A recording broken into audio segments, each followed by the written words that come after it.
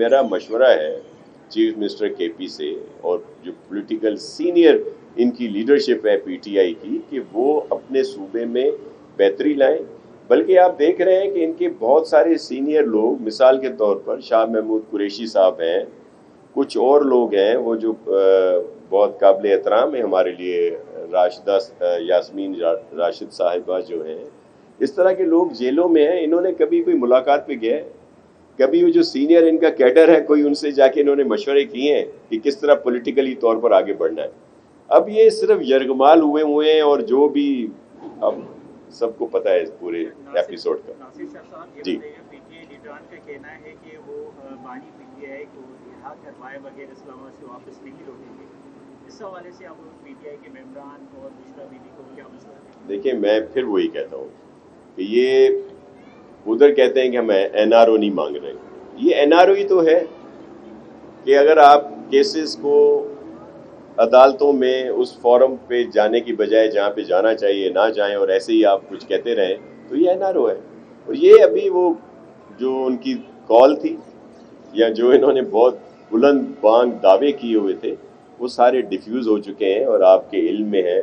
ہم مجھ سے زیادہ میڈیا کے دوست جانتے ہیں، آپ کی رپورٹنگ ملتی ہوگی کہ وہ پورا جو آج کا ایک بڑا دعویٰ تھا، ایک بڑا جو ایک حملہ تھا، وہ پسپا ہو چکا ہے. دھرنے والوں کو چھوڑ کے جیل والے کے لیے کوئی پیغام آپ کا؟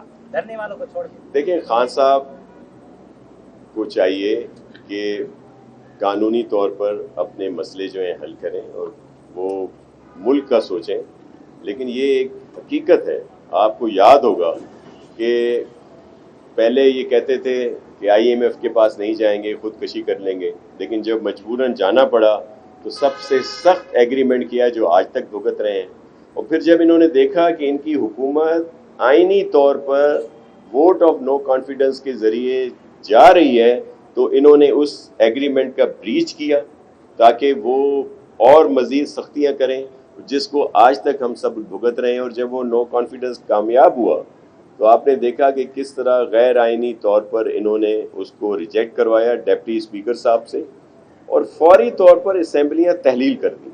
مطلب اور پھر بعد میں بھی جب وہ کورٹس نے واپس کیا تو انہوں نے کہا جی جو بیانات تھے آپ کے سامنے ہیں، پاکستان کے لیے کیا کہتے تھے، دیگر چیزوں کے لیے کیا کہتے تھے. تو اگر ان کی ساری چیز اپنی ذات سے منسلک ہے تو میں ریکویسٹ کروں گا خان صاحب کو کہ وہ پاکستان کا سوچیں اور پاکستان کو جو اس وقت ترقی کا ایک سفر ہے، جو کہا جاتا ہے جی پاکستان تو بالکل اب گیا، ایسا نہیں ہے. اگر ایسی بات ہوتی تو ایس سی او کانفرنس نہ ہوتی، بہت سارے ممالک کے سربراہان مملکت یہاں پہ نہ آتے.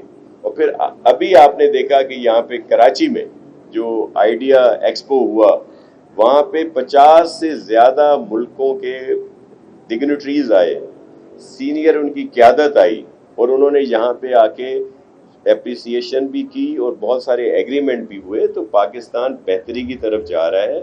جو یہ نا امیدی کی ایک سوچ پھیلا رہے ہیں ایسا کچھ نہیں ہے. یہاں پہ روزگار کے مواقع آ رہے ہیں اور یہ جو بجلی کے بل ہیں، دیگر چیزیں ہیں، ان میں کمی آ رہی ہے. تو ہم بہتری کی طرف جا رہے ہیں اور پاکستان ہمیشہ قائم رہے گا. اور ہم سب کے لیے پاکستان اہم ہونا چاہیے، ہمارے لیے گورنمنٹ اہم نہیں ہونی چاہیے، ہمارے لیے اقتدار جو ہے وہ اہم نہیں ہونا چاہیے، ہمیں پاکستان سب کے لیے اہم ہونا چاہیے. اچھا شاہ صاحب، عملی طور پر بشرا بی بی بھی سیاست میں آ چکی ہے جو نظر آ رہا ہے، تو کیا سمجھتے ہیں کہ ان کے سیاسی میدان میں بھی کوئی جادوگری دکھائیں گے یہ؟ دیکھیں، میں خواتین کی بہت عزت کرتا ہوں اور بشرا بی بی میرے لیے بہت قابل احترام ہے. میں اس پہ کوئی کمنٹس نہیں کرنا چاہتا، لیکن ظاہر ہے وہ عملی طور پر آئی ہیں اور یہ بھی دیکھا ہے سنا ہے کہ ان کی دعائیں بھی لگتی ہیں اچھی طرف بھی اور دوسری طرف بھی. تو مجھے کیوں بددعاؤں کی طرف لے جا رہے ہو؟ آپ کے سیاسی رابطے بھی بڑے اچھے ہیں، کچھ باتیں آ رہی ہیں کہ خان صاحب سے مذاکرات جو ہے وہ بڑے ہائی لیول پہ چل رہے ہیں، تو آپ کی اطلاعات کیا ہے کہ مذاکرات ہو رہے ہیں ان سے؟ دیکھیں، میں آپ کو کہوں پاکستان پیپلز پارٹی ہمیشہ سے مذاکرات کی حامی رہی ہے.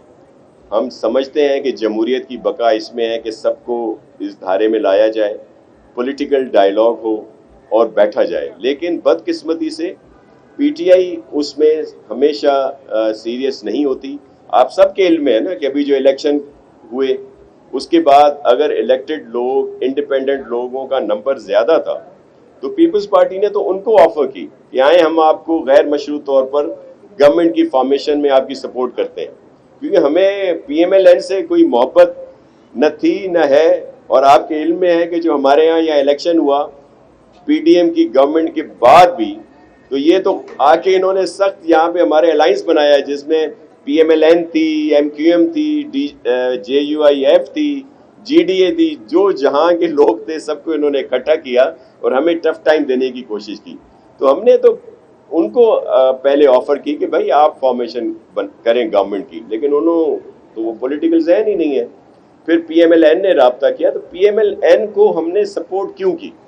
उसकी सबसे बड़ी वजह ये थी कि अगर हम किसी भी गवर्नमेंट की फॉर्मेशन में सपोर्ट ना करते तो पार्लियामेंट हंग पार्लियामेंट थी, दोबारा इलेक्शन की तरफ जाया जाता, तो क्या यहाँ पे मुमकिन था कि वो जो इलेक्शन है वो 60 दिन या 90 दिन में होते? फिर तो किसी को कुछ पता नहीं था। तो पीपल्स पार्टी जमहूरियत के लिए हमेशा कदम उठाती है और हम चाहते हैं कि ये मुज़ाकरात होने चाहिए और कानूनी तौर पर, आईनी तौर पर सबको उसका हक है। बहुत शुक्रिया। देखिए, उससे भी जो क्राइम है एक रास्ता ज़रूर खुल सकता है, जो आप बात कर रहे हैं कि अगर वो उसमें माजरत करते हैं जिसके लिए सबकी तरफ से कहा गया है, तो एक वो जो बंद रास्ता है वो ज़रूर खुलेगा। लेकिन उससे ये कतई नहीं होता कि अगर आप कोई क्राइम करें जिसमें कोई जाने गई हो या कोई और चीज़ हो तो बस आप अगर पॉपुलर हैं तो आपको सब माफ़ है। आपको कानून को फेस करना पड़ेगा, लेकिन उसके बाद आप समझते हैं कि एक सिलसिला शुरू होगा और सब चीज़ें बेहतर होना शुरू हो जाएंगी।